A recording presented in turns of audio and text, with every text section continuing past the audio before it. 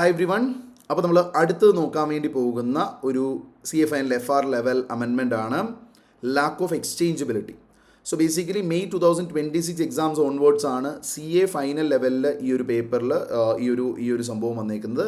വേറെ CMA final December 2025 തൊട്ടുണ്ട്. So this amendment is applicable for both CA final as well as CMA final. അപ്പോൾ ഇത് വളരെ സിമ്പിളായിട്ടുള്ളൊരു കോൺസെപ്റ്റാണ്. നമുക്ക് ഓൾറെഡി ഉള്ള IndAS 21 യാതൊരു പ്രൊവിഷൻസിലും കാര്യമായ മാറ്റങ്ങൾ, അതിലുള്ള പ്രോബ്ലത്തിൽ ഒന്നിലും കാര്യമായ മാറ്റങ്ങൾ ഈ ഒരു അമെൻമെൻറ്റ് കൊണ്ടുവരുന്നില്ല. ഇതൊരു അഡീഷണൽ ഗൈഡൻസ് ആണ്. അപ്പോൾ സംഭവം ഇത്രയേ ഉള്ളൂ.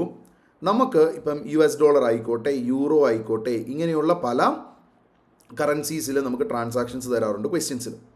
അപ്പോൾ അവിടെ ഒന്ന് നോക്കി, നമ്മൾ ഇന്ത്യയിൽ ഉള്ളൊരു എൻറ്റിറ്റി നമ്മൾ യൂറോ ഒബ്റ്റെയിൻ ചെയ്യാൻ വേണ്ടി നോക്കുവാണ്, അല്ലെങ്കിൽ നമ്മൾ ഡോളർ ഒബ്റ്റെയിൻ ചെയ്യാൻ വേണ്ടി നോക്കുവാണ് എങ്കിൽ നമുക്ക് നോർമൽ മാർക്കറ്റിൽ നിന്ന് ബാങ്കിങ് ചാനൽ ത്രൂ നമുക്ക് ഒരു പ്രശ്നവുമില്ലാതെ യൂറോയിലേക്ക് ഒഫീഷ്യൽ റേറ്റ് എന്താണോ പറഞ്ഞിട്ടുള്ളത് ആ റേറ്റ് വെച്ചിട്ട് തന്നെ നമുക്ക് കൺവേർഷൻസ് പോസിബിളാണ്. അങ്ങനെ കൺവേർഷൻസ് പോസിബിളാണ് without much time delay. Normal administrative delay മാത്രമേ ഉള്ളൂ. വിത്തൗട്ട് മച്ച് ഡിലേ നമ്മളുടെ എന്താണോ നോർമലി ഉള്ള എക്സ്ചേഞ്ച് റേറ്റ് അതേ റേറ്റിൽ തന്നെ നമുക്ക് നമ്മളുടെ കറൻസി, നമുക്ക് വേണ്ട കറൻസി ഒബ്റ്റെയിൻ ചെയ്യാൻ പറ്റുമെങ്കിൽ അങ്ങനെയുള്ളൊരു ഫോറിൻ കറൻസിയും നമ്മുടെ കറൻസിയും തമ്മിൽ എക്സ്ചേഞ്ച് പോസിബിളാണ്. എക്സ്ചേഞ്ചബിലിറ്റി എക്സിസ്റ്റ്. അങ്ങനെ എക്സ്ചേഞ്ചബിലിറ്റി ഉണ്ടോ? ഒരു ഫോറിൻ കറൻസി ട്രാൻസാക്ഷൻ വരുമ്പോൾ, ഒരു ഫോറിൻ കറൻസി ബാലൻസ് ഇയർ എൻഡിൽ റീസ്റ്റേറ്റ് ചെയ്യേണ്ടി വരുമ്പോൾ നമ്മൾ നോക്കണം ആ കറൻസിയും നമ്മുടെ കറൻസിയും തമ്മിൽ എക്സ്ചേഞ്ചബിലിറ്റി ഉണ്ടോ എന്ന്. അപ്പോൾ എക്സ്ചേഞ്ചബിലിറ്റി ഉണ്ടോ എന്ന് ചോദിച്ചിട്ടുണ്ടെങ്കിൽ എപ്പോഴാണ് കറൻസീസ് എക്സ്ചേഞ്ചബിൾ എന്നുള്ളതിന് ഒരു ഗൈഡൻസ് സ്റ്റാൻഡേർഡിൽ ഇപ്പം പുതുതായിട്ട് ഇൻസേർട്ട് ചെയ്തിട്ടുണ്ട്. എക്സ്ചേഞ്ചബിൾ എന്ന് പറഞ്ഞാൽ a currency is considered exchangeable into another currency when an entity is able to obtain the other currency within normal administrative delay through a market or exchange mechanism that creates enforceable rights and obligations. അതായത് നമുക്ക് normal administrative ഡിലേയിൽ normal channel through we will be able to get that currency എങ്കിൽ ആ കറൻസിക്ക് exchangeability ഉണ്ട്. പക്ഷേ the entity cannot obtain other currency, government restrictions കാര്യങ്ങളുണ്ട്, അങ്ങനെ എന്തെങ്കിലും പ്രശ്നങ്ങളുണ്ട് എങ്കിൽ അവിടെ എന്താണ് എക്സ്ചേഞ്ചബിലിറ്റി ഈസ് ലാക്കിംഗ്. ഓർ ഒരു നോർമൽ ടൈം ഫ്രെയിമിൽ നമ്മുടെ എക്സ്ചേഞ്ച് കംപ്ലീറ്റ് ചെയ്യാൻ പറ്റില്ല, it is very difficult to get that currency. അങ്ങനത്തെ സിറ്റുവേഷൻസ് വന്നാലും there is lack of exchangeability. അപ്പോൾ ഇങ്ങനെ നമുക്ക് ലാക്ക് ഓഫ് എക്സ്ചേഞ്ചബിലിറ്റി ഏതെങ്കിലും കറൻസിക്ക് ഉണ്ടെങ്കിൽ അങ്ങനെയുള്ള കറൻസീസിൻ്റെ ട്രാൻസ്ലേഷൻസ് റിലേറ്റഡ് ആയിട്ടാണ് എക്സ്ട്രാ ഗൈഡൻസ്. അതാണ് ഞാൻ പറഞ്ഞത്, നോർമലി ഉള്ള പ്രോബ്ലത്തിനെ ഒന്നും ഇത് അഫക്റ്റ് ചെയ്യില്ല. ബിക്കോസ് എന്താണ്, ഒരു ഡോളറുമായിട്ടോ അല്ലെങ്കിൽ യൂറോ ആയിട്ടോ അല്ലെങ്കിൽ പൗണ്ട് ആയിട്ടോ അങ്ങനെയുള്ള ക്വസ്റ്റ്യൻസ് ആണ് നമ്മളുടെ സ്റ്റഡി മെറ്റീരിയൽ മുഴുവൻ. ആ കറൻസീസ് ഒക്കെ ഇറ്റ് ഈസ് ഓൾവേസ് എക്സ്ചേഞ്ചബിൾ. അപ്പോൾ അവിടെയൊന്നും പ്രശ്നമില്ല.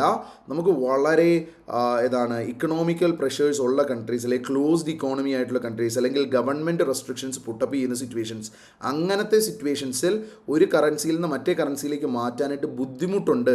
അങ്ങനെയുള്ള കറൻസിയിലുള്ള ഒരു കൺട്രിയുമായിട്ട് ഒരു എൻറ്റിറ്റിയുമായിട്ട് നമ്മൾ ഡീൽ ചെയ്യുന്നുണ്ട്. അങ്ങനെയുള്ളൊരു കറൻസിയുള്ള രാജ്യത്താണ് നമ്മളുടെ എന്തുള്ളത്, ഒരു ബ്രാഞ്ചോ സബ്സിഡറിയോ ഒക്കെ ഉള്ളതെങ്കിൽ മാത്രമാണ് ഈ എക്സ്ചേഞ്ചബിലിറ്റി റിലേറ്റഡ് ഗൈഡൻസിന് ഇംപ്ലിക്കേഷൻ ഉള്ളത്.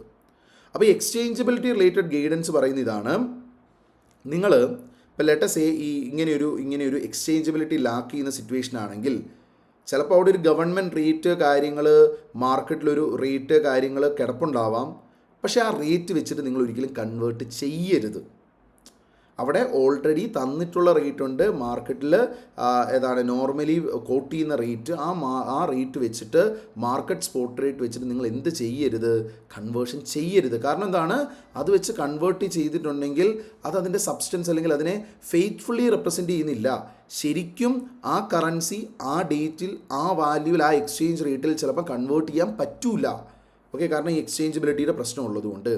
അപ്പോൾ നമ്മൾ എന്ത് ചെയ്യണം, നമ്മൾ മാർക്കറ്റിൽ കോട്ടഡ് ആയിട്ടുള്ള സ്പോട്ട് റേറ്റ് എടുക്കരുത്. We should estimate the spot rate. ഇപ്പോൾ പാരലലി നമുക്ക് ഓർഡർലി ട്രാൻസാക്ഷനൊക്കെ നടക്കുന്ന ഒരു മാർക്കറ്റ് പാർട്ടിസിപ്പൻസ് മെഷർമെൻറ്റ് ഡേറ്റിൽ യൂഷ്വലി ട്രാൻസാക്ഷൻസ് നടത്തുന്ന ഒരു പാരലൽ മാർക്കറ്റ് ഉണ്ട്. അവിടെ ഒരു എക്സ്ചേഞ്ച് റേറ്റ് കാണാൻ പറ്റുമെങ്കിൽ അങ്ങനെയുള്ള ഒരു ഓർഡർലി ട്രാൻസാക്ഷനിലെ റേറ്റ് നമുക്ക് കിട്ടുവാണെങ്കിൽ അങ്ങനെ ഒരു റേറ്റ് നമുക്ക് എടുക്കാം. ഓക്കെ, അങ്ങനെ ഒരു റേറ്റ് നമ്മൾ കൺസിഡർ ചെയ്തിട്ട് ഒരു സ്പോട്ട് റേറ്റ് നമ്മൾ എസ്റ്റിമേറ്റ് ചെയ്യണം. അപ്പോൾ എസ്റ്റിമേഷന് വേണ്ടി നമുക്ക് എന്ത് ചെയ്യാം? ഒന്നുകിൽ ഒബ്സർവബിൾ എക്സ്ചേഞ്ച് റേറ്റ്, ഞാൻ ഈ പറഞ്ഞ പോലെ പാരലൽ മാർക്കറ്റ് റേറ്റ് പോലുള്ള സംഭവങ്ങൾ എടുക്കാം. അല്ലെങ്കിൽ അനദർ എസ്റ്റിമേഷൻ മെത്തേഡ് ലൈക്ക് നമ്മുടെ last non official rate, inflation index, അങ്ങനെയുള്ള ഡിഫറൻഷ്യൽസ് ഒക്കെ കൊണ്ട് അഡ്ജസ്റ്റ് ചെയ്തിട്ടുള്ള ഒരു അഡ്ജസ്റ്റഡ് റേറ്റ്സ് ഏതെങ്കിലും രീതിയിൽ നമ്മൾ എസ്റ്റിമേറ്റ് ചെയ്തെടുക്കണം നമ്മളുടെ ഒരു സ്പോട്ട് റേറ്റ്. അവിടെ കോട്ടഡ് ആയിട്ടുള്ള സ്പോട്ട് റേറ്റ് എടുക്കാൻ പാടില്ല. ഇനി അങ്ങനെ ഒരു സിറ്റുവേഷൻ വരുമ്പോൾ നമുക്ക് സിഗ്നിഫിക്കൻറ്റ് ജഡ്ജ്മെൻറ്റ്സ് ഇൻക്ലൂഡഡ് ആയതുകൊണ്ട് നമ്മൾ ലാക്ക് ഓഫ് എക്സ്ചേഞ്ചബിലിറ്റി ഉള്ളതിൻ്റെ നേച്ചർ, ഫിനാൻഷ്യൽ ഇമ്പാക്റ്റ് കാര്യങ്ങൾ നമ്മൾ ഡിസ്ക്ലോസ് ചെയ്യണം.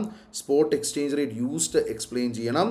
അതുപോലെ തന്നെ എസ്റ്റിമേഷൻ പ്രോസസ്സ് എങ്ങനെയാണ്, അതിൻ്റെ റിസ്ക് ഇൻവോൾവ് എന്താണ്, അത് റിലേറ്റഡ് ആയിട്ടുള്ള ഡിസ്ക്ലോഷേഴ്സും കൂടി ഇൻകോർപ്പറേറ്റ് ചെയ്യണം. ഇങ്ങനെ എക്സ്ചേഞ്ചബിലിറ്റി ലാക്ക് ചെയ്യുന്ന സിറ്റുവേഷനിൽ you need to do some adjustment. Okay, നിങ്ങൾക്ക് നേരെ മാർക്കറ്റിൽ അവിടെയുള്ള സ്പോട്ട് റേറ്റ് എടുക്കാൻ പറ്റില്ല. പാരലൽ മാർക്കറ്റ് പോലുള്ള സംഭവങ്ങൾ നോക്കിയിട്ട് അവിടെ ശരിക്കും ഒപ്റ്റെയിൻ ചെയ്യാനായിട്ട് പോവുകയാണെങ്കിൽ എന്തായിരിക്കും rate, that is what we need to consider. ഇപ്പോൾ നമുക്കൊരു പ്രാക്ടിക്കൽ എക്സാമ്പിൾ നോക്കിയിട്ടുണ്ടെങ്കിൽ you will be able to understand this. നോക്കിയേ, ഇൻടെക് എന്ന് പറയുന്നൊരു കമ്പനി, അവർക്ക് സെംപ്ല എന്ന് പറയുന്ന ഒരു രാജ്യത്ത് ഒരു സബ്സിഡറി ഉണ്ട്. ഓക്കെ, ഇറ്റ്സ് നമ്മളുടെ ഒരു നോവലിലും അതുപോലെ തന്നെ ഈ പറയുന്ന ഇതിലൊക്കെ നമ്മളുടെ യൂറോപ്യൻ ആയിട്ടുള്ള ഒരു ഫിക്റ്റീഷ്യസ് കൺട്രി ആയിട്ട് പലപ്പോഴും കാണാറുള്ളതാണ് സെംപ്ല എന്ന് പറയുന്ന കൺട്രി. അപ്പം അങ്ങനെ ഒരു കൺട്രിയുമായിട്ട് നമുക്കൊരു സബ്സിഡറി ഉണ്ട്. ഇനി 31 മാർച്ച് 2026 ആയപ്പോൾ Zambian government imposes a total freeze on converting local currency, that is Zambian dollar into USD or INR to prevent capital flight. Okay ആണോ? അപ്പോൾ എന്ത് ചെയ്തു, അവിടുത്തെ ഗവൺമെൻറ് INR-ലേക്കോ USD-ലേക്കോ ഒക്കെ ഇത് കൺവേർട്ട് ചെയ്യുന്നത് ടോട്ടലി ഫ്രീസ് ചെയ്തു. ദാറ്റ് മീൻസ് ഗവൺമെൻറ് റെസ്ട്രിക്ഷൻസ് വന്നു. അപ്പം നമ്മളുടെ നോർമൽ ചാനൽ ത്രൂ നമുക്ക് എന്ത് ചെയ്യാൻ പറ്റില്ല, എക്സ്ചേഞ്ച് ചെയ്യാൻ പറ്റില്ല. There is an official government rate of 1 rupee is equal to 2 Zambian dollar, but no one can actually get INR at this rate. അപ്പോൾ എന്താണ്, എക്സ്ചേഞ്ചബിലിറ്റി ഇല്ല. ഇനി however a legal secondary market exists where the transactions are occurring at 1 Indian rupee is equal to 10 Zambian dollar. ഈ രീതിയിലാണ് അവിടെ ഉള്ളത്. അപ്പോൾ ഇവിടെ നമ്മൾ എന്ത് ചെയ്യണം? ഇവിടെ എന്താ നോക്കിയേ, since Intech cannot obtain INR through normal channel at official rate, exchangeability is lacking. അപ്പോൾ നമ്മൾ എന്ത് ഉപയോഗിക്കാൻ പറ്റില്ല? ഒഫീഷ്യൽ റേറ്റായ 1 INR is equal to 2 Zambian dollar എന്നുള്ളത് യു കനോട്ട് യൂസ്. നമ്മൾ പാരലൽ സെക്കൻഡറി മാർക്കറ്റായ മാർക്കറ്റിൽ പറയുന്ന 1 INR is equal to 10 Zambian dollar എന്നുള്ള ആ ഒരു റേറ്റാണ് നമുക്ക് ഉപയോഗിക്കാൻ പറ്റുക. $2 റേറ്റ് നമുക്ക് ഉപയോഗിക്കാൻ പറ്റില്ല. Because it does not reflect economic reality of what they would receive in an orderly transaction. അപ്പോൾ സെക്കൻഡറി മാർക്കറ്റ് റേറ്റ് നമ്മൾ more faithful representation of estimated spot rate ആയിട്ട് എടുക്കുന്നു. അപ്പോൾ എന്ത് സംഭവിക്കും, നമ്മൾ ഈ 10 എന്ന് പറയുന്ന റേറ്റ് വെച്ച് നമ്മൾ അതിനെ കൺവേർട്ട് ചെയ്തെടുക്കുമ്പോൾ there will be a significant translation loss in the foreign currency translation reserve. Okay, അപ്പം ഇങ്ങനെയുള്ള ഒരു സിറ്റുവേഷനൊക്കെ വരുമ്പോൾ how we should do the translation as at year end, how you should restate the balance as at year end, ഇത് related ആയിട്ടുള്ള ആ ഗൈഡൻസിനെയാണ് ഈ lakh of എക്സ്ചേഞ്ചബിലിറ്റി എന്ന് പറയുന്ന ടോപ്പിക്കിൽ കാണുക. ഇങ്ങനെ ഇൻഡേസ് 1 അതുപോലെ തന്നെ ഇൻഡേസ് 10 and 107 ഒരു breach of loan covenant related ആയിട്ടുള്ളതും current non current segregation related ആയിട്ട് ഒരു അമെൻമെൻറ്റ് ഉണ്ടായിരുന്നു. ഇൻഡേസ് 7 നമ്മുടെ സപ്ലയർ ഫിനാൻസ് എഗ്രിമെൻറ്റിൻ്റെ അമെൻമെൻറ്റ് ഉണ്ടായിരുന്നു. പില്ലർ 2 ടാക്സസിൻ്റെ അമെൻമെൻറ്റ് ഉണ്ടായിരുന്നു. And lastly this Ind AS 21 amendments. ഇതാണ് നമുക്ക് ഈ പറയുന്ന മെയ് 2026 എക്സാമിലേക്ക് ഇൻസ്റ്റിറ്റ്യൂട്ട് നോട്ടിഫൈ ചെയ്തിട്ടുള്ള മേജർ അമെൻമെൻറ്റ്സ് ഉള്ളത്. അപ്പം ഈ അമെൻമെൻറ്റ്സും നിങ്ങൾ ജസ്റ്റ് ഒക്കെ ഒന്ന് നോക്കി പോവുക. അപ്പോൾ ഇത് റിലേറ്റഡ് ആയിട്ട് ക്വസ്റ്റ്യൻസ് ഒന്നും നമുക്ക് കാര്യമായിട്ട് അവൈലബിൾ അല്ല. ബട്ട് MCQ പോലുള്ള സിറ്റുവേഷൻസിൽ സിനേരിയോ ടെസ്റ്റ് ചെയ്താലോ എന്ന് വിചാരിച്ചാണ് ഓരോന്നിലും ഓരോ പ്രാക്ടിക്കൽ സിനേരിയോ ബിൽഡ് ചെയ്തുകൂടി ഞാൻ നിങ്ങൾക്ക് കാണിച്ചു തന്നിരിക്കുന്നത്. അപ്പം with this we are concluding with the amendment lecture series. അപ്പം all the very best for your exams. Thank U.